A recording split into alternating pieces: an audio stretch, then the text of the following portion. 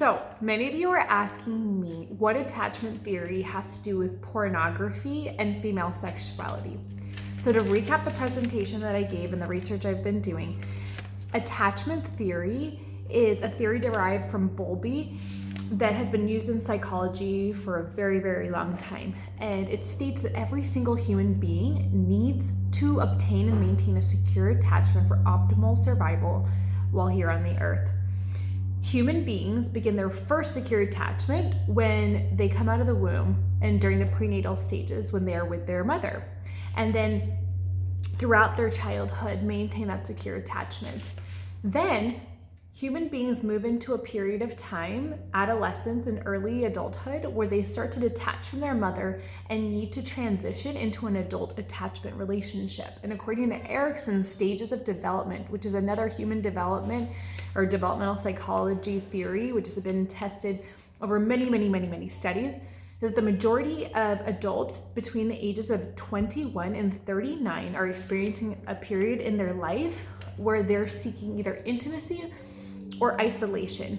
They're not actually seeking isolation, but they're trying to negotiate whether or not they will be in isolation or experience intimacy. And the result is that if they're able to experience intimacy or a secure attachment, it will result in a feeling of love and well-being, which will help them to optimally function in every other area of their life. So what I talked about in the presentation is the importance of obtaining and maintaining a secure attachment and how that shifts over time and how not everyone's going to have a secure attachment at all times, but it's what we're striving for. And then I go into talking about oxytocin, how oxytocin is the chemical released when a mother has her baby and is nursing and having skin-to-skin contact with a baby.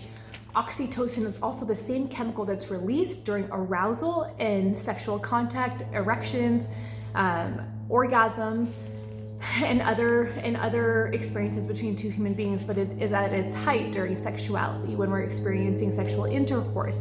So it's another method by which we transition. We're always using oxytocin throughout our life to bond with our secure attachment, but in adulthood it shifts into sexuality and how important it is for individuals to experience secure and healthy sexuality. And I define the spaces where sexuality thrives. Those spaces are in monogamy and within a committed contractual relationship. Now the research supports this. This is not religious stemmed. This is from the research. The research finds is that within a monogamous relationship that has boundaries and certain restrictions that are negotiated by the couples, or what might be known to you as the marriage contract, that is when sexuality can optimally exist. Of course, there's different constructs that have caused sexuality to be constrained within marriages as well, but those are two factors that are essential. The third most essential factor is communication between a couple on sexual pleasure. That's one piece that's been continually missing, even when monogamy and marriage are both present, is the communication between sexual pleasure and understanding each other within an intimate context. What we also talk about is that this pair bonding is crucial for maintaining and securing a healthy attachment throughout your life with your adult partner, and how sexuality is a vehicle by which you create that secure attachment which helps you throughout the lifespan. And then I also go in talking about the sexual differences between males and females. The research that talks about men and how men actually look for frequency of sexual interactions to confirm that a secure attachment is taking place, whereas women look for emotional indicators and quality of the relationship to show them that the insurance that the relationship is in a secure place.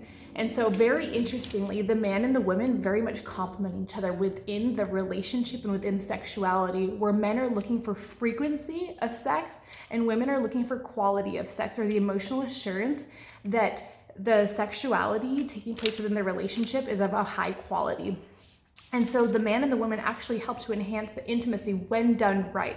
However, men have been misunderstood over time as being barbaric, overly sexual, and women have been understood over time for being prude and less sexual. That's not true.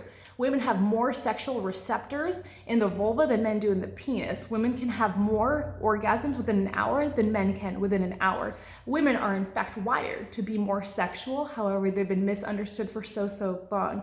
So what we conclude at the end of all of this is that women are highly sexual, but they're highly sexually misunderstood.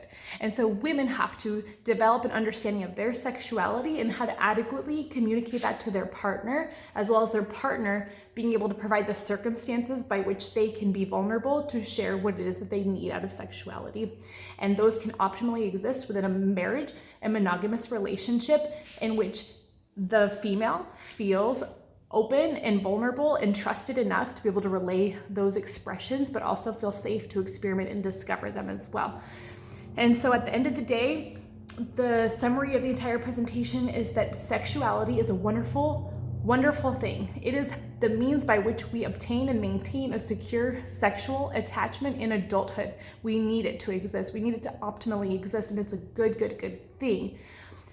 However, we live in a world where we're often taught that sexual impulse should be followed alone without a vision for the future and what our sexuality can do for us. So the goal, especially for women, is to find how sex can be optimally pleasurable for them and used as a vehicle to obtain and maintain a long-term secure attachment instead of just following sexual inclinations, looking at pornography, and giving into social constructs of sexuality.